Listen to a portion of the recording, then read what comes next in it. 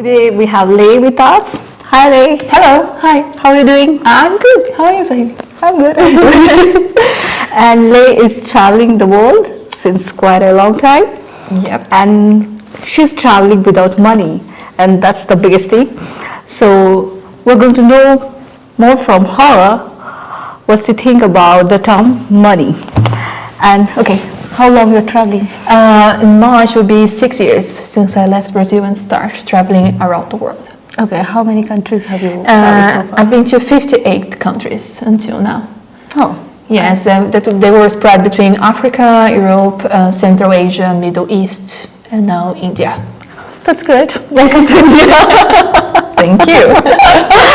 And you are traveling without money, right? Yes, and at some point of my travels, I decide to stop using money at least as long as I can and as much as possible. So I have a pocket money for in case of emergencies, and that's only when I use money, which is almost never. So in my daily life, every day, I don't need money for anything. And from where this concept came?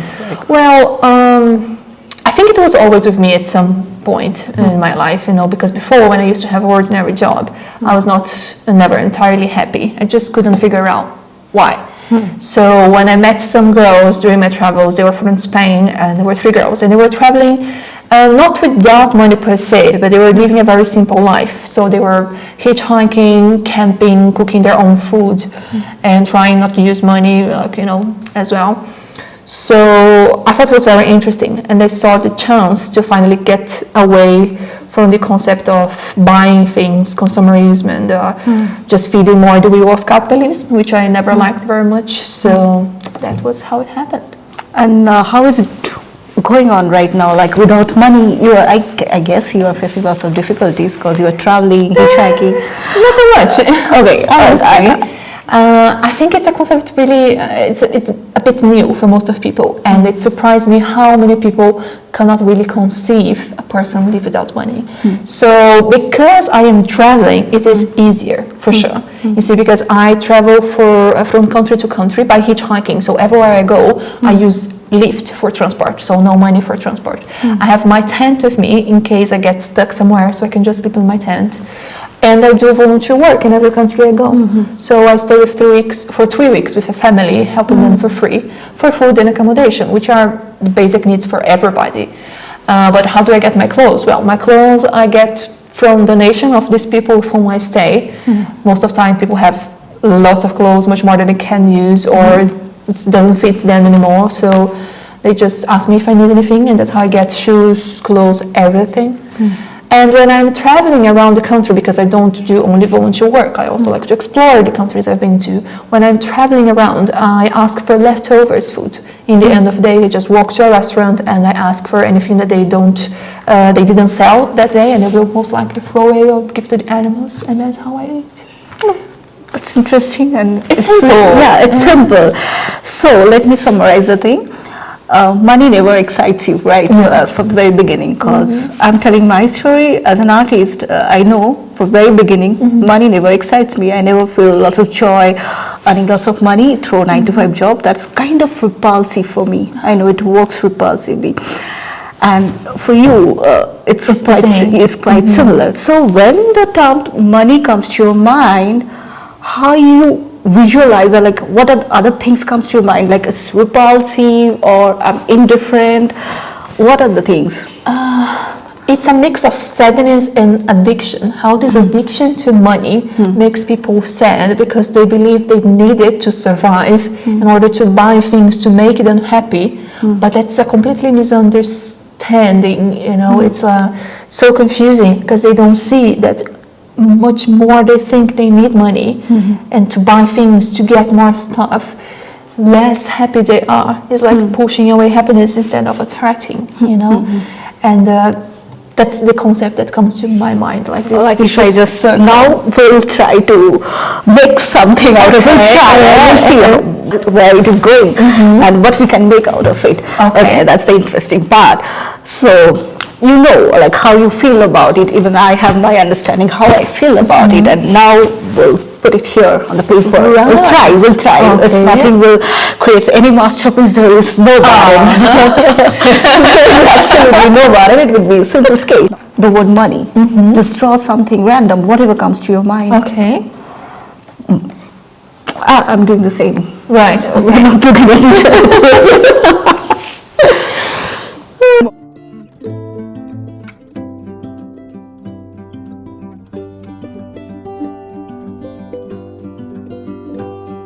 This kind of same thing. Let's show there.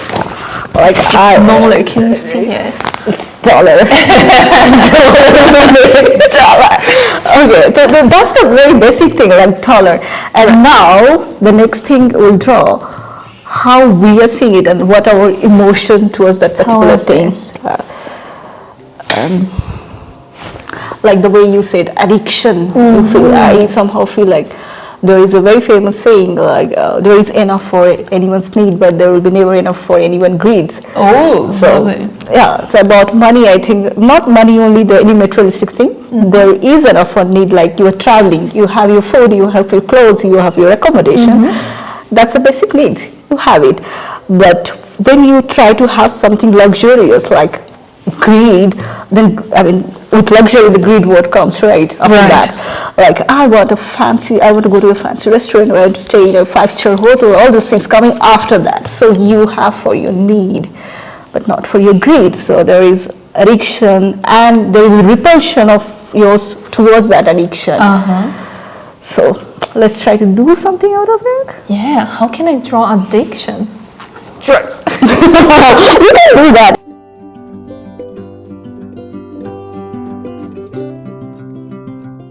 Oh my God. Okay. Like what we made, like this we have made so far. So now describe what have you made and what do you mean by that? Right. So when we're talking about sadness and addiction, the faces for when you talk about theater, there are two faces. One that's smiling and one is like sad. So that was the first face that came to my mind. That's what I was trying to represent. And that's sad. Yes, sad.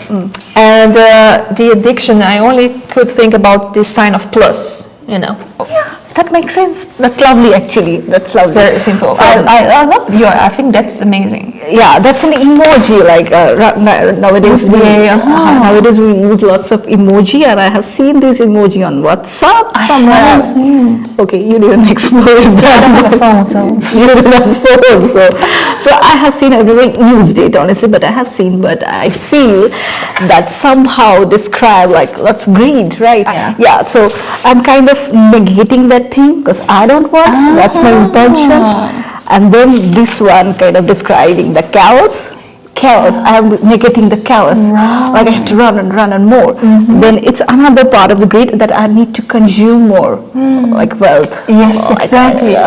Maybe I don't need that much, but I love to consume. When you have addicted, I feel like consuming. I think consuming is kind of addiction. It's like addiction. Absolutely. And what I'm like saying yes to that, like, make it simple. Like the thing you just need. You need. I personally feel I need something. It's not that I don't need.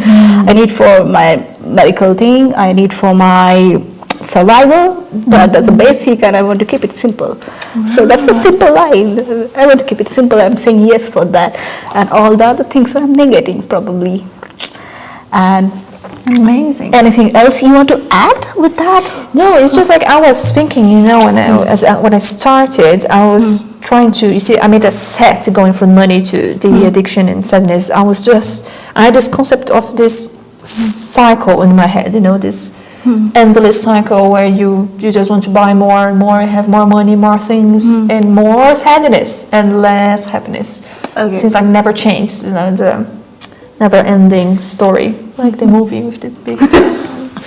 So that's the only thought I came. I thought over. We can finish doing like this. No, just think about adding like what the message you can give to the world. Like you are doing something. You're showing to the world that it can be what an alternative way to live your life. You are traveling. You have already traveled so many countries. So. It's okay. I don't think that people love to travel nowadays. lots of people are traveling, but they're different ways, right? and they're doing it different way, and that makes the difference, right? The whole story is different right now. Right. So, you want to say something, or just no? Let it be. No, there's lots of things I would like to say, because it makes me really sad to see how many people believe that money will bring them happiness, and. Lots of people are nowadays advocating that you really need money to be happy, and it's coming on the social media, and I feel it is sad because lots of youngsters are seeing this, and somehow that influence their mind, like they're influenced. That's the worst part, and people started thinking, okay, I don't have it, that's the reason I'm sad. But that's not the truth. It's a reflections, like it's really absurd. And I, as a teacher, I've been working with teenagers in the past few months, and it's like they already have that in their mind. Oh, I need to get a job, or I need to get a good course in university, so I can get a good job after, so I can make money. It's so deep inside their mind that they need lots of money in their lives in order to be happy. It's like insane. It makes me really, really sad. Trying to explain to them that that's not how things are. If you want to have a regular life, and you might need some money to start, well, why do you need so much money? And try to make them understand that happiness is what is inside you. Try to find out what makes you happy, and then fight for that. Money will never make you happy because it's a thing. And it doesn't even exist. You have another thing, you have traveled so many countries, like you have traveled to Africa, and at the same time you've traveled to Europe, and we all know there is a difference in the economy. Okay. So, and you have seen the people over there, right? You have met people in Africa, you met people in Europe. So from that thing, from your experience, what did you learn? Like how that impacted people's mind, like the money, the economy, how that impacted.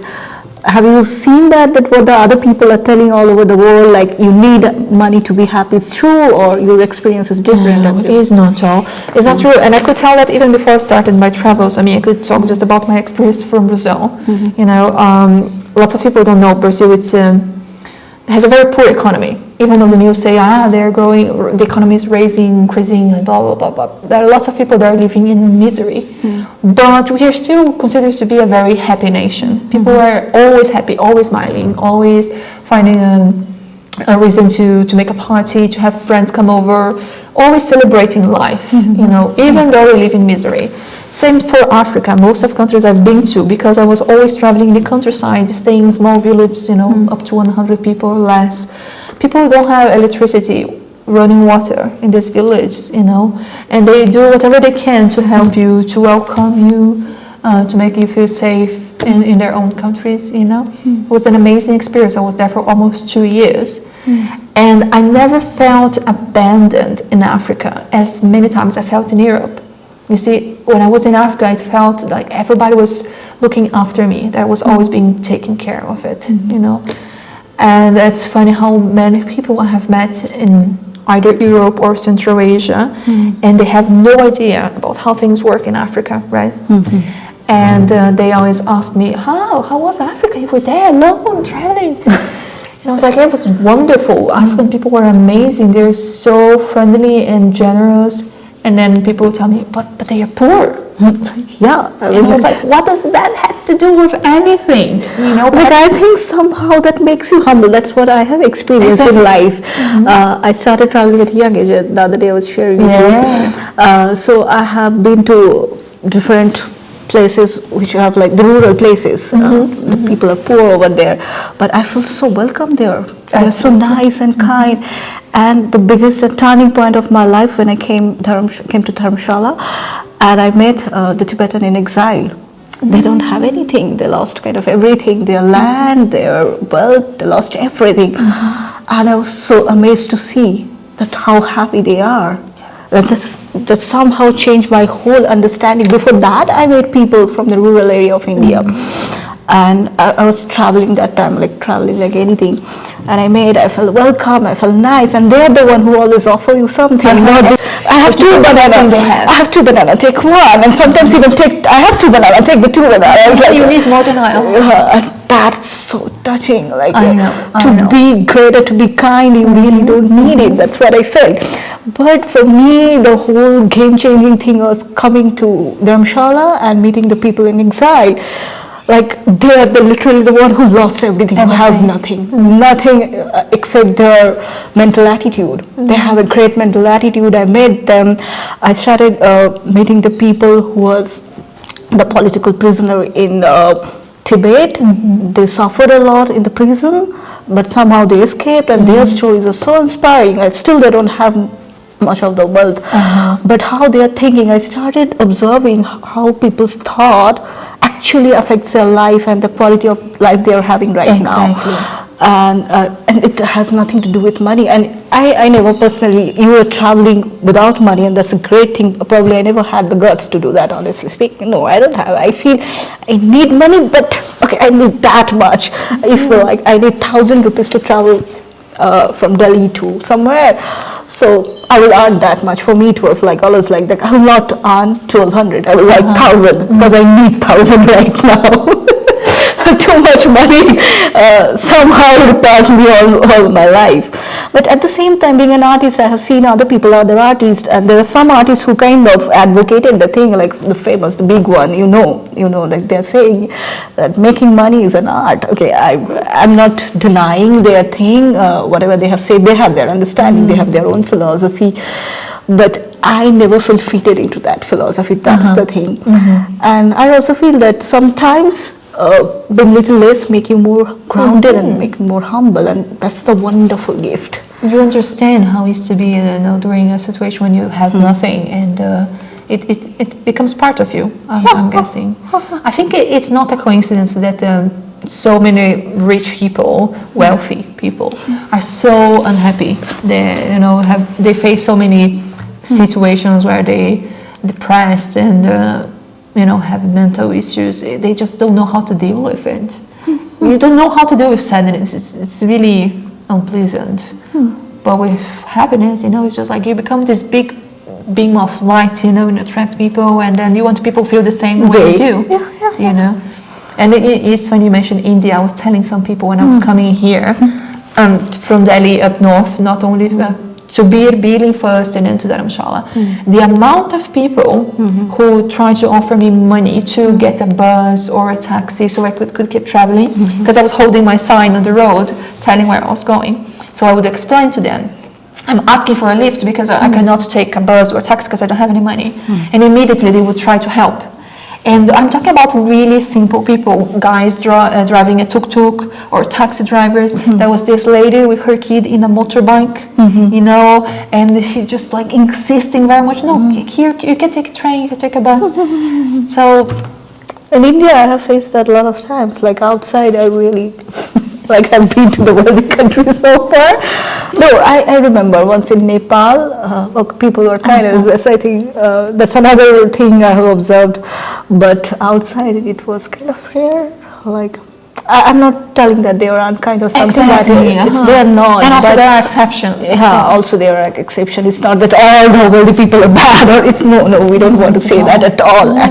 I mean, but the thing is, it's not so abundant. Like you don't face this thing randomly, like when you are traveling to a rural area, kind of all the villages are offering you food and just kind of insisting, please come stay with us. So that I have seen, and it's nice. So it's wonderful. So can you would you like to draw something out of it? Like thing you have feel about this, like how good these people were who doesn't have that much wealth or that much money, something out of it?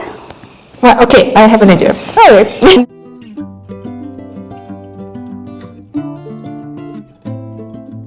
Okay.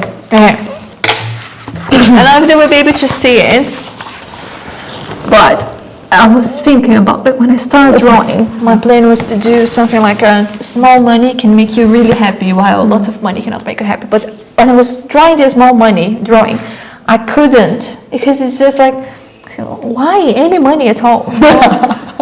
You don't need that to be happy. What makes you happy? And then I start to draw what makes me happy. You know, nature. And I love nature. I love to be in nature. I hate big cities, noise, cars, buildings. So I just draw some mountains, trees, you know, sky, birds, and the hearts represent love. And a house, a little house, and I was missing the element of water, so I started to draw a waterfall. That's a big waterfall philosopher. And then there is the happy face, you know, because that's what happiness, what makes you happy, that will attract, you know, love to your life and happiness. And I think that's what we're missing the most in the world nowadays. There are only a few people who manage to figure out what makes them happy. And these few ones, even a smaller percentage of them do actually pursue that, you know, try to fight for it, whatever is it. We love to make excuses and make our own obstacles to do what makes us happy, you know, to follow that. So it's just easier to just do what everybody else does. You know, find a job, have a family, have a car, buy a house. And in the end, that's why so many people are unhappy. Because deep inside they want something else, but they're not doing it for whatever reason is it. We are kind of self-sabotaging with that case. Exactly. Like we were holding ourselves to not become happy, like we're busy doing something else. They think they're afraid, perhaps. Probably we are. Another thing I have pointed in last few years, that some people are so used to being sad, like they don't know how does it feel to be really happy, not the short-term pleasure. I'm not talking about the pleasure, and most of the people understand by the meaning of happiness, they think they are seeking pleasure, like having good food, that is pleasure. Actually that's not happiness, and I'm a fan of good food. But that's, again, I know for sure that's not my happiness, that's pleasure. And sometimes, suppose going to a party and randomly buying some new iPhone, all those things are part of pleasure, that's not happiness. Exactly. And people keep feeding the sadness, you know, I don't know why, like, if you're sad, instead of you're trying to get better, you just keep like, no, they're holding it for a long time. Because I was asking another person, she somehow described, because I'm so used to it, that's the reason I don't want to get out. It's to me it sounds like that for all my life I'm living in prison. That's the reason I don't want to be free. It's kind of mental prison some people are having, what I felt after talking with them, because they know how does it feel to be sad, but they really don't know how to be happy for a longer time. So they have somehow always mistaken happiness with pleasure. So they think like, okay, going to a party and buying some clothes, that's making them happy. Actually, this is pleasure. So things are not very clear in their head probably, and they're it's again kind of drugs, becoming sad, I guess, for some people, because they are used to it and they don't know how to get out of it. How to get out of it. And they're also scared, I think. I think it's scary too, it's a change, you know, and people, for some reason, they're really scary of changes. That's why they also remain in their comfort zone, because you're afraid of what you find out if you get out. You don't even conceive that it can be something really much better, you know. You just, I'd rather to stay where I am. That I've seen. Okay, now I'm going to tell what I made. Right. So here, because you're talking about the African people, I tried to make a little face of happy African kid. Like, he's happy, he's out of it, like he's above of it, he's happy, he knows how to be out of it. And I have read another term, Ubuntu. Have you heard about it? No. It's like being happy together, like when you are happy, I'm happy, something like this concept, like being together. So, and that's an African term. That's what I read somewhere like long time back, and when I was making it, this term came to my mind. Like we can be happy together. Like there was a story, an anthropologist gave some chocolate and some candy to the African people, and asked them whoever will come first will get that. But what they did, it's very amazing thing. What they did, they made a circle, all of them, and they started coming together. Wow. And then the anthropologist asked why. They replied Ubuntu. So Wow. That's what I was drawing, that came to my mind, and we had a chance to be happy together, I guess. Right. Somehow we're missing it. Yeah, I think we are, because unfortunately lots of people, they want everything for themselves, or as much as they can get. So they're always running in front instead of holding hands. Yeah. Okay. Would you like to sign your painting? Oh yes, of course.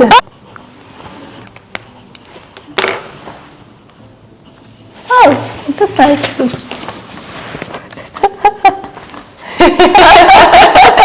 Thank you so much, Leigh, for coming. It was my pleasure. And sharing your experience with us. Thank you so much, You're and wish you a welcome. very happy journey ahead. Thank you very much. Thank you for the invitation, and I wish you the best, for sure, all the best for your work, for your future episodes. You deserve all the best. Thank you so much.